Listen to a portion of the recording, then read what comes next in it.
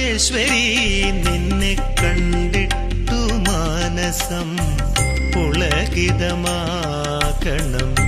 എന്നുമെന്നും. അമൃതേശ്വരി നിന്നെ കണ്ടിട്ടു മാനസം പുളകിതമാക്കണം